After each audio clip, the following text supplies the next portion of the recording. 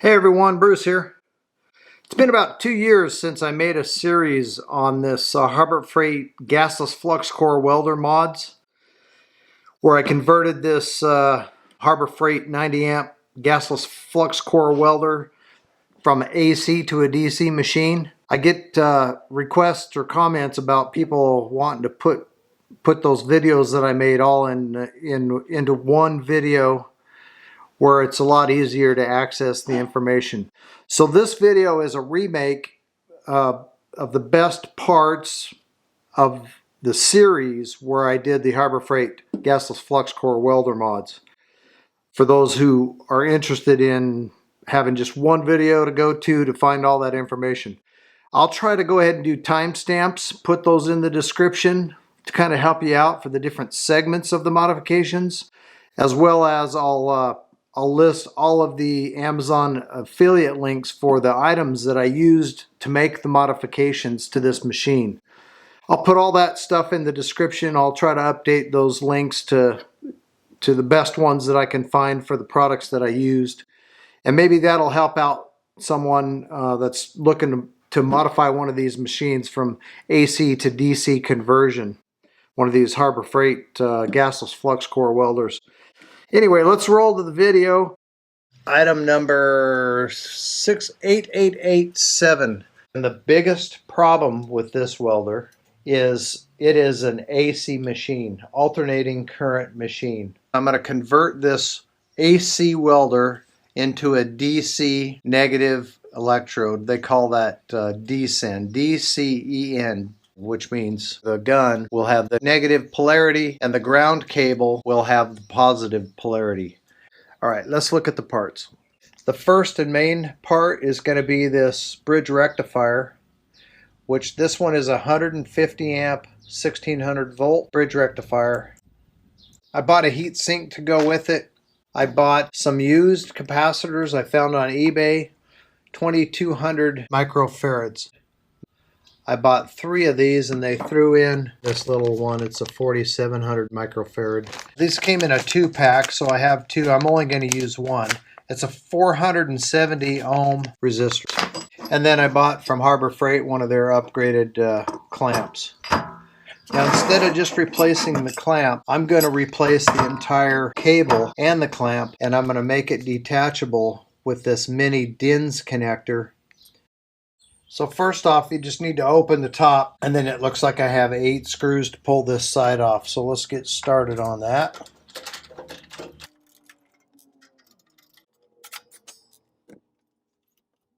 The ground clamp goes out here and hooks to the transformer.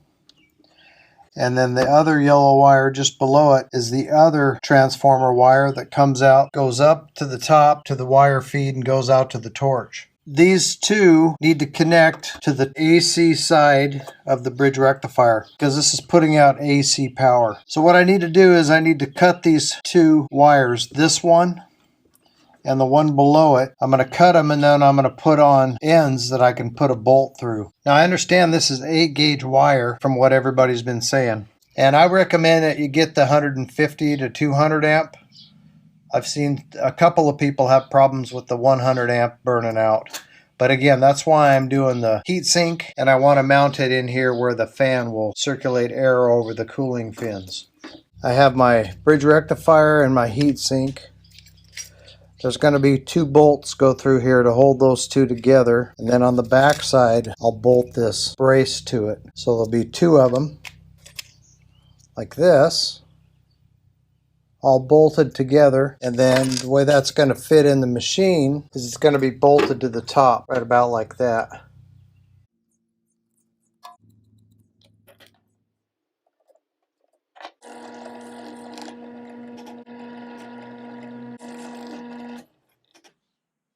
So to mount this heatsink on this rectifier, I'm going to use thermal paste.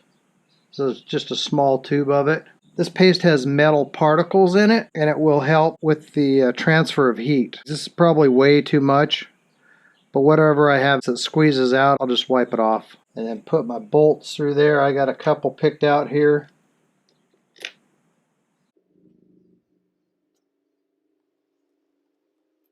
and then that's what the final mount's going to look like. So I did get some squeeze out all the way around the edges. I'm just going to clean that up with a rag. So I think that I got plenty of thermal paste on there. That way it'll transfer the heat from the rectifier to the heat sink and then be blown away by the fan is the idea. I just have 2 pan head screws in the top. So when the side is on, which it fits without even coming close to touching those screws, should be in good shape, and then I'll close the top and you'll never be able to tell. It clears the fan and it'll help get a little airflow over that heat sink. It's not blowing directly on the heat sink, but I think it'll be better than anywhere else.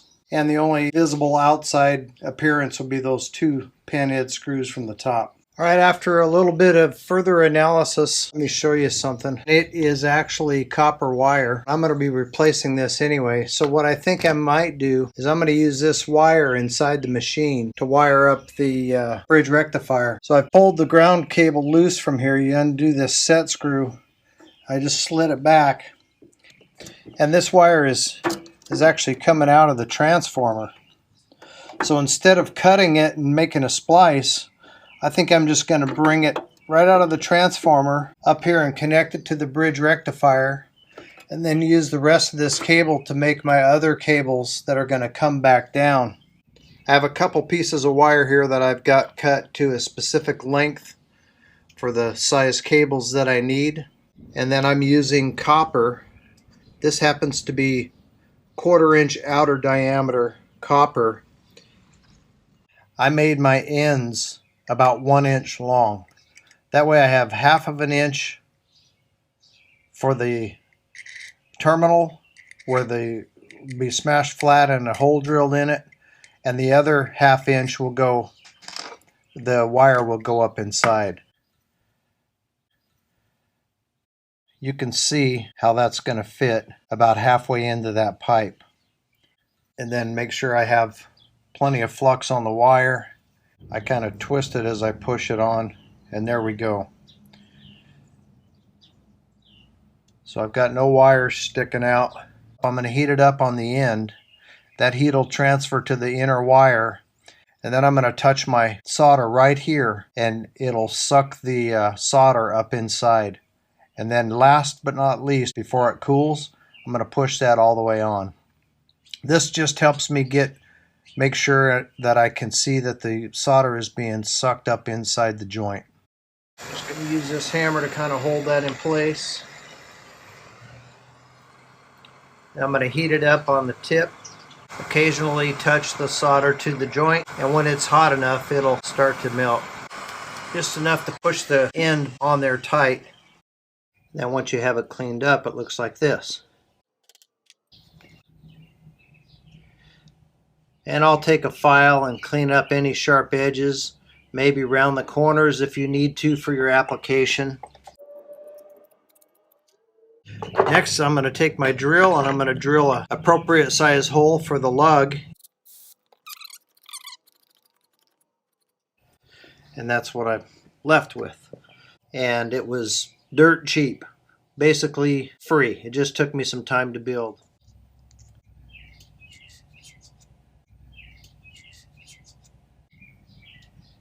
Here's a bonus lug for you guys. I needed one that could fit this 3/8 inch bolt, and the ones I was making out of the 1/4 inch pipe aren't big enough for this 3/8 inch bolt. Here's one that I made, same method, out of a copper penny. Way cheaper than buying one. So I just took that piece of copper pipe, split it with a pair of shears, cleaned up the inside and clamped it onto my penny, and then drilled my hole. So then I'll run my heat shrink up there.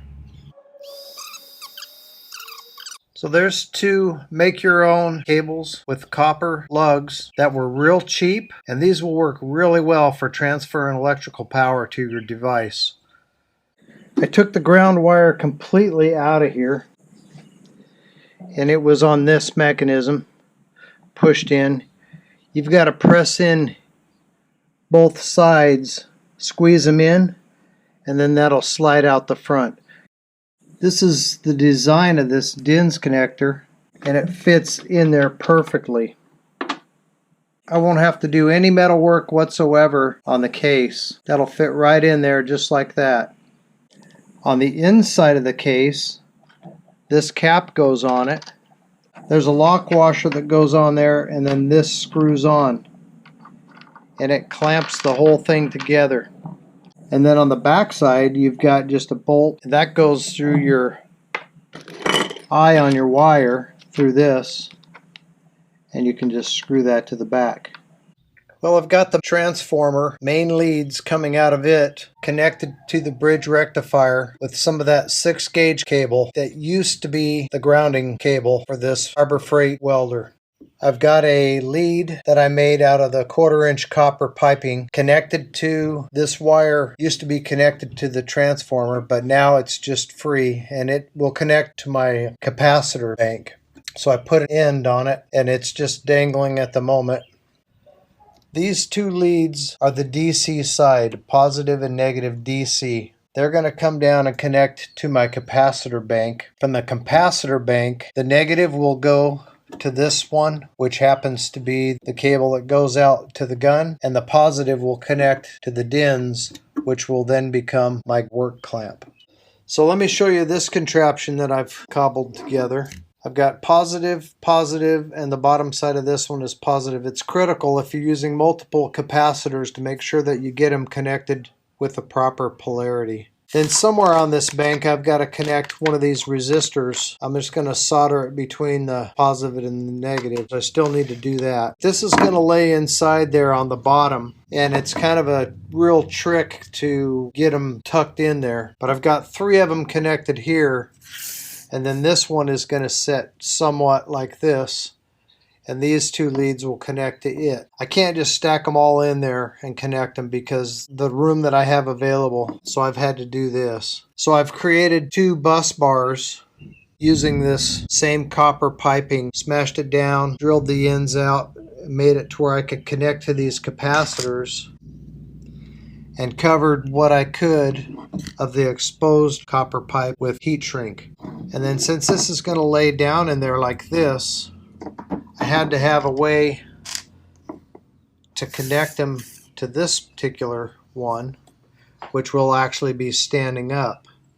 And then ultimately, the wires will come to this one from the bridge rectifier, and then also depart from this one going to the torch lead and to the ground. This will give me a total of 70,700 microfarads between these 4 capacitors. I don't know if that's the right amount or not. I see people saying the more you have, the better. I've also read posts where people are claiming that the more capacitors that you have in parallel, the better. So I don't know.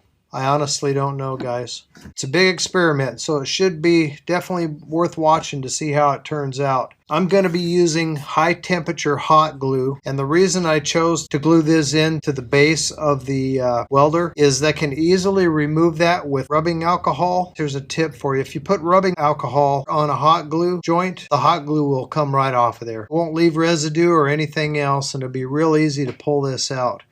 I'm going to make 2 15-foot cables, 1 ground cable and 1 stinger cable for that Chinese 200 amp stick welder, and I'm going to use the ground cable for both this Harbor Freight 90 amp flux core welder and for the stick welder as well. So I'm going to cut this in half, and then I'm going to show you how I'm going to put the cable together with these, I don't know if the correct terminology is mini DINs connectors, but to me, that's what they are, and these are Chinese knockoff brand. I'll put a link in the description for all of the parts that I'm using.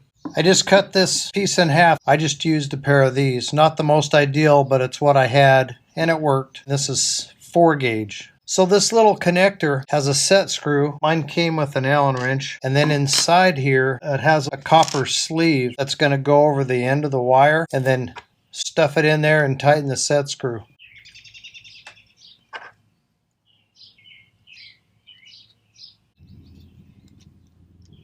Don't forget to put your end on first. In this case, I'll slide it in from the other side. That should be sufficient. It's pretty darn tight. So then you'll end up with that, and then this pulls down in there. So there you have an end. That end's going to connect to the welder. And then via basically the same method, I'm going to put this clamp on it. You can see up in there, it's got a big set bolt. This clamps around the cord as it comes in, and then down inside there's about a half piece of a sleeve. So I'm going to do the same thing and connect this to the other side, and then we'll be ready to plug it into the welder. And there's what it looks like when it's done. So now I've got a 4-gauge 15-foot ground clamp. So this should just push in and turn. There you go. So I can remove that ground clamp, use it on another machine, use it on this one, and it's way better than what used to be on there. You're looking at my Harbor Freight 90 amp flux core welder all wired up. Now this is a good time to mention about these capacitors. They're large capacitors, and when they're in series like this, they're very powerful. So if you're doing this, be real careful. I'm not the capacitor expert, but I do know that once they're charged up, it'll zap the heck out of you. So be real careful. Now the way I've got them wired up at the moment, they're relatively safe because this gold piece right here is a 470 ohm resistor that's wired to the 2 leads on this small capacitor, which actually they're all joined together, but it will discharge the capacitors over a period of time. Well, I hope you enjoyed the new version and the consolidated video of all of the Harbor Freight gasless flux core mods. And maybe that'll help some of you guys out. If you did like the video, don't forget you can help me out. Give me a thumbs up. That'll probably be the best thing you can do to help me out and help out my channel. Consider subscribing if you haven't already. And we'll see you on the next video.